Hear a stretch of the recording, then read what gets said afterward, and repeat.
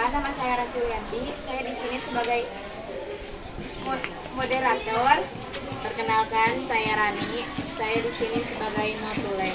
Perkenalkan, nama saya Setari Ujub. Saya sebagai pemateri 1. Perkenalkan, nama saya Rena Aulia. Saya sebagai pemateri 2. Perkenalkan, nama saya Randy Fahruji. Saya sebagai dokumentasi. Assalamualaikum warahmatullahi wabarakatuh. Waalaikumsalam warahmatullahi wabarakatuh. Perkenalkan, kami dari kelompok 4 ingin mempresentasikan hasil diskusi kami tentang menjaga lisan. Perkenalkan, nama saya Rani Uliati. Perkenalkan, nama saya Setari Ujub. Perkenalkan, nama saya Rena Aulia. Perkenalkan, nama saya Randy Fahruji. Baik, untuk mempersingkat waktu, untuk materi pertama akan dijelaskan oleh Setari Uyup. Lidah atau lisan bisa dikatakan sebagai bagian anggota tubuh yang sangat berharga. Pertama, tidak melalui lisan yang tidak bertata muncul pertengkaran dan perselisihan. Selanjutnya, penggunaan lisan yang tidak terjaga menjadikan perang yang menimbulkan korban jiwa, mulai dari teman yang kecil sampai mencapai ribuan bahkan jutaan. Sebaliknya, melalui lisan juga muncul berbagai macam kedamaian, kesejukan, cinta, dan harapan yang tersemai. Dirubuk jiwa untuk satuan puluhan ribuan dan jutaan bahkan miliaran umat manusia. Masih banyak manusia yang tetap memelihara harapan meski kondisinya memperhatikan dan mengenaskan, karena masih percaya kepada janji-janji yang disampaikan. Karena itu kita semua termasuk sebagai pelajar harus tetap rajin belajar dan bersungguh-sungguh menuntut ilmu, khususnya menuntut ilmu agama. Meskipun di sekitar kalian muncul berbagai macam berita atau informasi negatif tentang kondisi negara dan dunia yang semakin mengkhawatirkan. Berlandaskan paparan tersebut, lidah dan lisan kita harus tetap dijaga dengan baik. Quran Surah Al-Ahzab ayat 33. Tipis sekali perbedaan antara berbagai dan celaka serta senang susah hanya dari penggunaan lidah. Penggunaan lisan yang tidak pada tempatnya mengakibatkan 3 hal: fitnah, ghibah, dan buruk yang menjerumuskan diri sendiri, pihak lain, bahkan sampai level negara dan dunia. Selanjutnya, pemateri yang kedua akan dijelaskan oleh Rena. Mari kita pahami kenapa itu terjadi. Lisan yang tidak terjaga menghasilkan fitnah. Mendengar kata fitnah saja, kalian sudah geleng-geleng kepala. Betapa ngeri akibat fitnah. Fitnah adalah bahasa Arab yang terdapat dalam Al-Quran dan dipakai oleh orang Indonesia. Tetapi makna fitnah yang dipahami oleh orang Indonesia berbeda dengan makna fitnah yang terdapat dalam Al-Quran. Sedangkan makna fitnah yang dipahami masyarakat di Indonesia berdasarkan KBBI adalah perkataan bohong atau tanpa berdasarkan kebenaran yang disebarkan dengan maksud menjelekkan orang, seperti menodai nama baik, merugikan kehormatan orang. Dalam pembahasan bab ini, maksud dari fitnah adalah yang dipahami masyarakat Indonesia, yakni merupakan komunikasi satu orang atau lebih yang bertujuan untuk memberikan stigma negatif atas suatu peristiwa yang dilakukan oleh pihak lain berdasarkan fakta palsu yang dapat mempengaruhi penghormatan, wibawa atau reputasi seseorang. Islam melarang perbuatan fitnah karena banyak bahaya yang ditimbulkan, antara lain penderitaan menyebar kemana-mana. Jangan lupa bahwa tangisan dari rincian doa orang yang difitnah, termasuk orang yang dizalimi, doanya cepat diterima oleh Allah Subhanahu wa Ta'ala dan mencelakai diri sendiri baik cepat maupun lambat.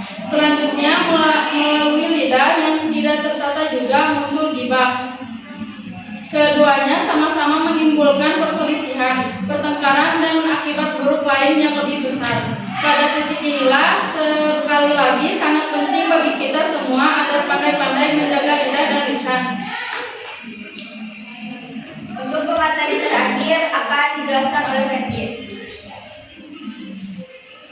Ada beberapa petunjuk Islam dalam penggunaan lisan, yaitu yang pertama, menjauhi pembicaraan berkata bohong dan tidak bermanfaat. Jangan pula berbicara yang berlebihan. Yang kedua, jauhi pembicaraan yang batil, kotor, dan jorok. Dan yang ketiga, jangan berbicara dusta atau palsu. Ingat, tanda-tanda orang munafik salah satunya jika berbicara berdusta atau bohong. Yang keempat, jangan gunakan lisanmu untuk menggunjing. Yang kelima, jangan berkata kasar. Jauhi pula melakukan celaan dan melaknat orang lain. Yang keenam, jangan mengadu domba dan jangan pula mudah marah. Yang terakhir, jawablah panggilan orang tua dengan sopan dan santun, serta jauhi banyak berbantah-bantahan. Baik, saya akan membuka sesi tanya jawab. Apakah ada yang ingin ditanyakan? Saya. Ya, silakan Pak. Bagaimana cara memelihara lisan yang sesuai ajaran Islam?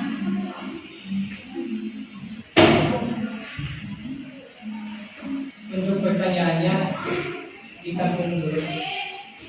Apakah ada yang ditanyakan lagi? Saya.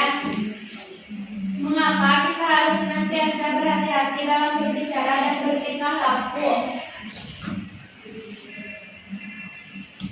Apakah ada yang mau ditanyakan lagi? Saya. Apa saja tindakan yang harus dihindari untuk menjaga lisan agar tetap bersih dari dosa? Sekali lagi, apakah ada yang ditanyakan?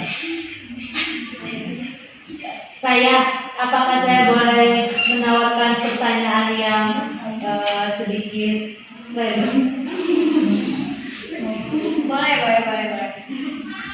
Pertanyaannya, tadi 5 tadi terakhir yaitu orang yang munafik ya. Nah, bagaimana jika ada seorang laki-laki yang membuat seorang wanita terbuat percaya dengan ucapannya, tapi ternyata laki-laki tersebut malah mengingkarinya? Apakah laki-laki tersebut termasuk ke dalam orang yang munafik? Termasuk.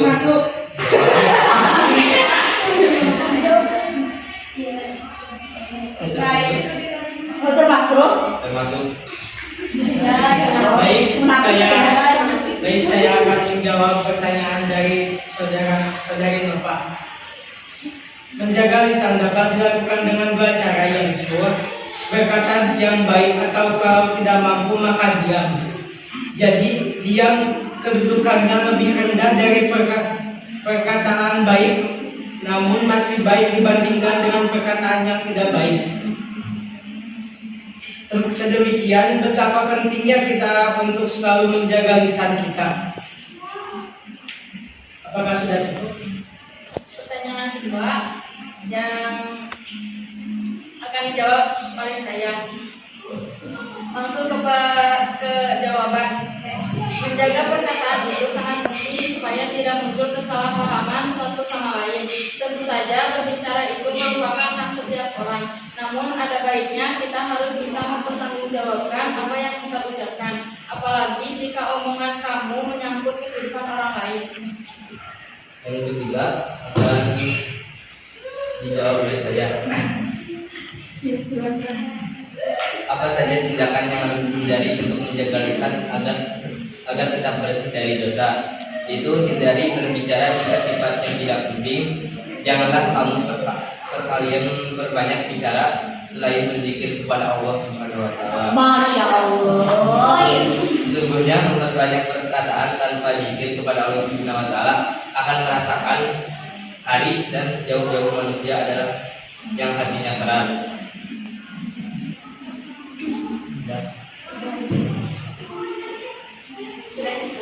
Cukup. Baik, presentasinya akan saya tutup. Mohon maaf bila ada kesalahan dan kekurangan.